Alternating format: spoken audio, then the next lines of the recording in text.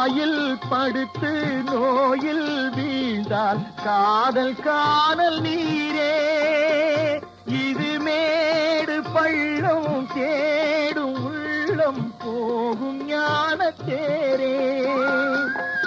இல்லறம் கேட்டால் துறவறம் பேசும் இதயமே மாறிவிடு. நான் வாழ்ந்து பார்த்து சாய்ந்த தென்னை உன்னை நீ மாற்றிவிடு. இது கால தேவனின் கலக்கம், இதை காதல் என்